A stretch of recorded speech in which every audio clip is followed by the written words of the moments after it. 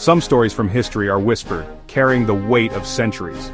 The story of Empress Wu Zetian is one such tale. It begins not with a birth or a battle, but with a death. The death of Emperor Gaozong of the Tang Dynasty in 683. Officially, he died after a long illness, but history preserves its secrets. Did he die of natural causes, or was his end hastened by the one who stood to gain most, his wife, Empress Wu? The official records tell of a grieving widow who guided an empire, but rumors spoke of a woman with ambition as boundless as the sky. Was Wu Zetian a loyal wife, or a master manipulator who seized her moment with cold precision? Emperor Gaozong had been unwell for years, increasingly dependent on Wu Zetian, who ruled in his name. His death, though not unexpected, was remarkably convenient for her. It cleared the final obstacle, allowing her to move from the shadows to the throne itself. This is the central mystery of Wu Zetian's rise, a story of love, power, and a death that changed Chinese history. We are left to weigh official accounts against persistent whispers. The truth is likely somewhere between loyal wife and ruthless strategist. But it is the question itself that makes her story so compelling. It forces us to look into the shadows of the past and wonder about the true nature of power. Before she was empress, Wu Zetian was just a girl from Wenshui, born in 624. Her family was not from the old aristocracy, but had gained influence through business and military service. Her father, a high-ranking official, gave her a privileged upbringing, and an unusual education for a girl. Wu Zetian learned politics, history and literature, skills that set her apart in a world where women were confined to the home. Her intelligence and spirit, more than her beauty, defined her. At 14, her reputation reached Emperor Taizong, who summoned her to the palace as a concubine. For many, this would be the height of ambition. For Wu Zetian, it was only the beginning. She entered the Forbidden City, a world of luxury, rivalry and danger. Given the title of Karen, she was one of many concubines, a face in a sea of faces. But Wu Zetian was different. She saw the palace not as a cage, but as a classroom. Here, she learned the art of survival and influence. She watched, listened, and prepared. The girl from Wenshui was about to begin her true education. In the palace's quiet solitude, she sharpened her mind for the battles ahead. Her journey to power had just begun.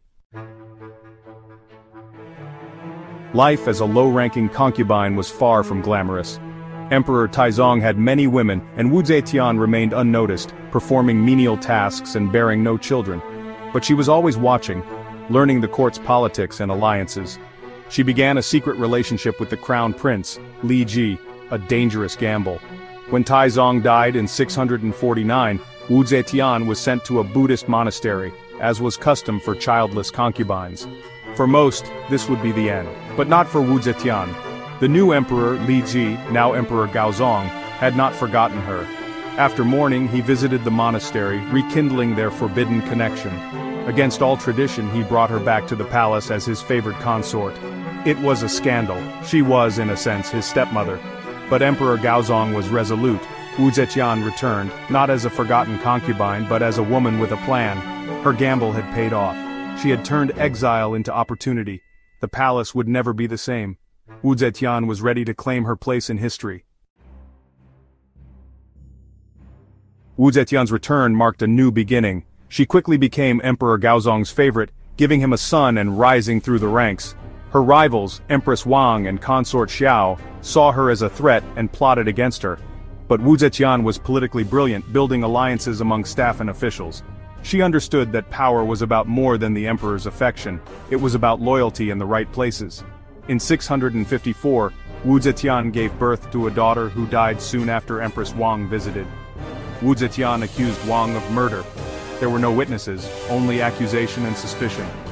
Emperor Gaozong, devastated and in love, believed Wu Zetian. Historians still debate whether Wang was framed or if Wu seized a tragic opportunity. The result was clear. Empress Wang's power crumbled. With Wu's guidance, Gaozong deposed Wang and consort Xiao, overcoming fierce opposition. In 655, Wu Zetian was installed as empress. She had risen from concubine to nun to the most powerful woman in the empire. Her rivals were imprisoned and met grim ends. Wu Zetian had won the ultimate palace battle. The throne was now within her reach. Her journey was far from over. Becoming empress was just the start of Wu Zetian's true reign. Emperor Gaozong's health declined and he relied on her more each year. At first she advised from behind a screen. Soon she ruled openly beside him. They were called the Two Sages, but Wu was the driving force. She was energetic, decisive, and understood government deeply. Many officials were disturbed by her power, believing a woman's place was in the inner palace. They tried to curb her influence but always failed. Wu Zetian was a master strategist, removing enemies and building her own loyal faction. She promoted talent over birthright, a radical change. She supported agriculture, reduced taxes, and commissioned scholarly works.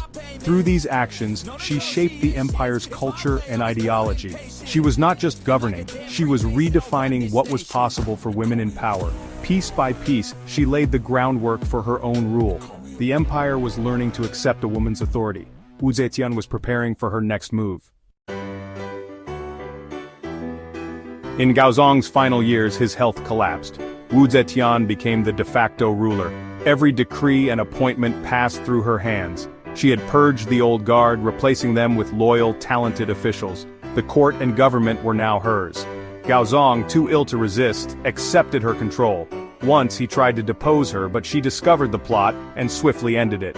For over 2 decades, China grew used to a woman wielding imperial power. Her authority became normalized, her position unassailable. Gaozong's decline forged Wu Zetian's absolute power.